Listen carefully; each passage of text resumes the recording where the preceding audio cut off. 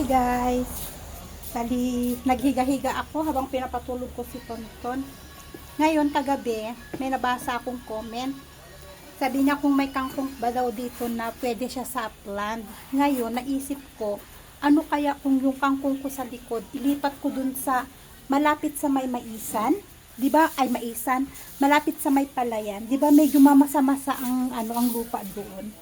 So, yun ang gagawin ko ngayon. Para mapakinabangan ko yung aking kangkong. Masarap kasi ang kangkong. Siyempre, nakabota ako. At, meron ako ditong gloves. Yan, isuot natin yung gloves dito.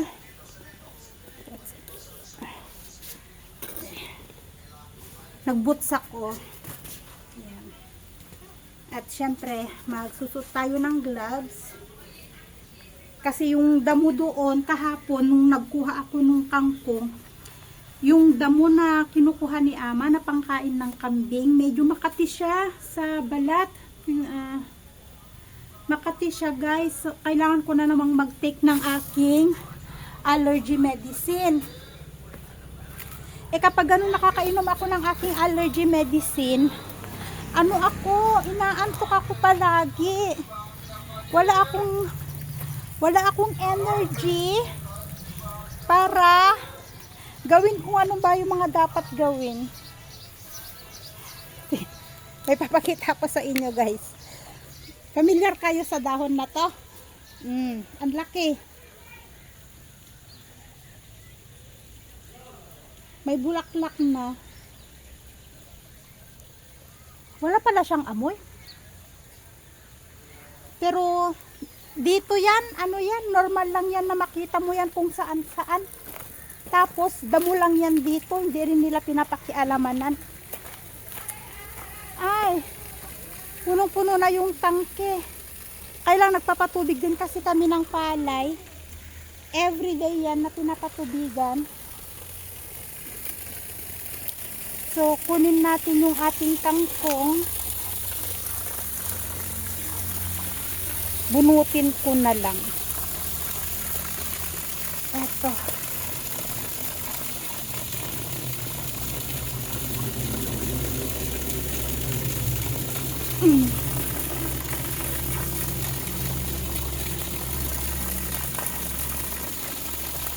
Ito yung pinalbusan ko kahapon. Kukunin ko. Ililipat ko siya ng pwesto para mapakinabangan natin yung ating mga kangkong. Kasi sayang. Kasi minsan, si Ama nagdadamo dito. Minsan na gagapas niya pagkain ng kambing.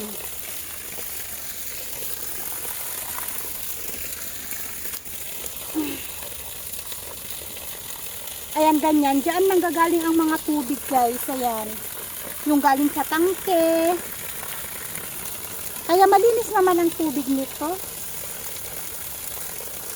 Pero kung yun nga, kung medyo sensitive kayo at hindi makaya ng sikmuray nyo yung mga ganyan.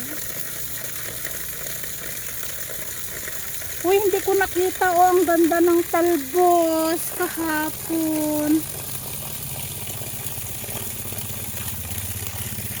Sige, tama na to. Basta may mailipat tayo.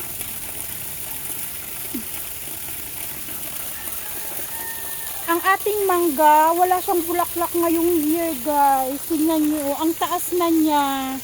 Pero wala siyang bulaklak. Ewan kung bakit wala siyang bulaklak.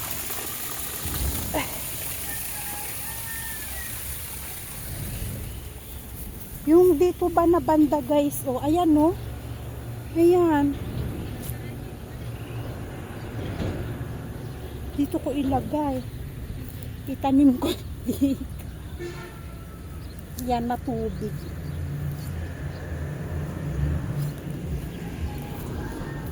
Yan ang gagawin natin ngayon. Nag-harvest sila ng pangpunla, magtatanim sila dito. Yan. Sana mabuhay sila. O diba? Kasi matubig dyan eh. Kasi palaging inaanuhan ng tubig dahil sa palay. Yan lang. Kasi nagpapatubig tayo, everyday tayo nagpapatubig sa ating palay. Sabihin makakasipsip din siya ng tubig dito. Para mas maayos ang ating kangkungan. Naghahanap ako ng mga kahoy na pwede kong ilalagay dun sa aakyatan ng kalabasa ko. Papadpad ako dito sa likod nila ama. Nag-harvest na pala si na ama ng broad beans. At saka nag-harvest na rin sila ng mga garlic. Ayan ha. At kasalukuyan nga na nililinisan ni ama. At saka nag-start na silang mag-harvest sa palay. Ay, sa palay, sa mais! Ano ba naman? So, binibilad ni ama tong broad beans. At saka yung kardis sa harap. Inharvest na rin nila. So, ang gagawin dito ni ama, idadry niya to. Tapos, kukunin yung mga buto. Pag na-dry na yung buto sa kanya, i-grind. Hindi yung powder na powder ang pagkakagrind, no? Yung medyo may mga buo-buo pa siya. Tapos, yun yung gagawin nilang dal. Paghahaluin niya to, at saka yung kardis. Dami, oh. Yan yung gagawin nilang dal. Napadpad ako dito kasi kailangan ko ng mga ganito, oh. Ganito. Kahoy. Yung mga ganito.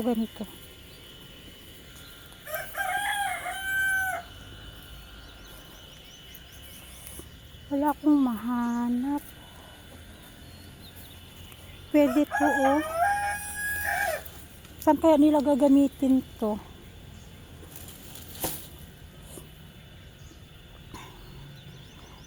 Puputulin ko na lang. Tapos, lalagyan natin ng straw. Mga ganito sana ko. Naghahanap ako eh. Itanim ko siya sa gilid bahay.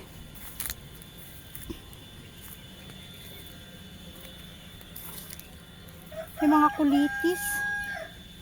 Ito yung may tinik na kulitis. Nag-iisa. Pero marami siyang talbos.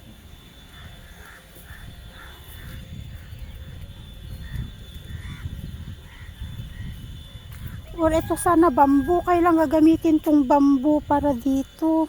Iyaharap. Hindi ko alam kung saan ako pwede maghanap ng puno. Ay, ng stick. Ito na lang kaya. Pwede rin to. Yan.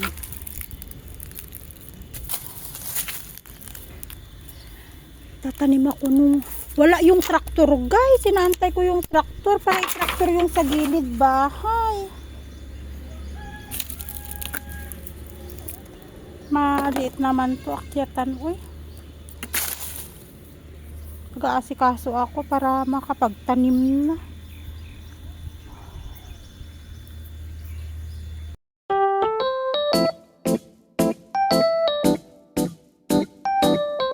So, ganyan ang ginawa ko, guys, oh. Nilinis ko muna. Ay, ang gulo. Ayan, nilinis ko muna. Saka ko nilagyan ng para dyan aakyat yung ating kalabasa. Sana mabuhay sila dito sa gilid. Nilinis ko lang ng konti, hindi siya linis na linis. Hindi ko patapos dito. At wala kasi akong mahanap na yung aakyatan niya. Yan. So, mag-try ako dito. 1, 2, 3, 4, 5, 6, 7. Kahit 7 na puno ng kalabasa ang ilalagay natin dyan. Prepare ko lang, hindi pa ako nakapagtanim. Ito yung ating kalabasa, oh. Yan. Maliit lang na packet, di ko alam kung ilan ang laman yan. Tingnan natin kung ilan ang laman ng ating kalabasa. Mag-gloves lang ako. Wala akong mahanapan na kahoy. Wala din dun sa dulo. Wala akong mahanap doon.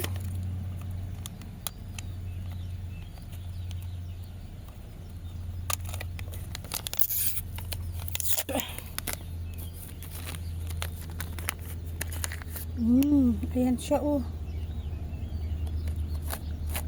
Tanim tayo. Atras. I-atras ko kayo. Ayan. At magtatanim tayo.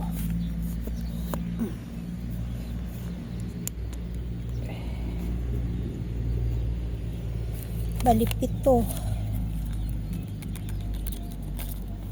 Sana mabuhay.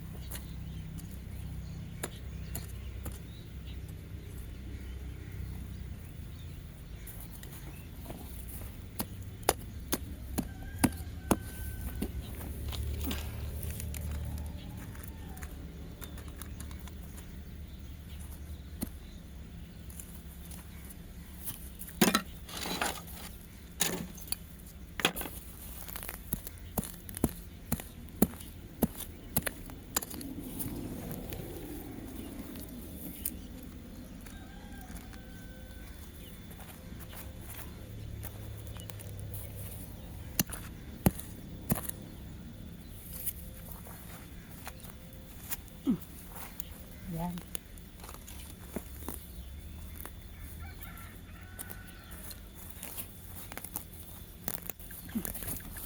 Yan. Ang ating kalabasa. Sana maging okay. Sana mabuhay sila. Guys, so ayan, nakaligo na ako. Nagising ang aking anakis, kaya tinigil ko na yung ginagawa ko dito. Bukas na lang ulit kapag nakatulog siya sa umaga. Madalas kasi minsan kasi hindi na isinasama ni Asis kasi nakakatulog siya bago pa sila umalis.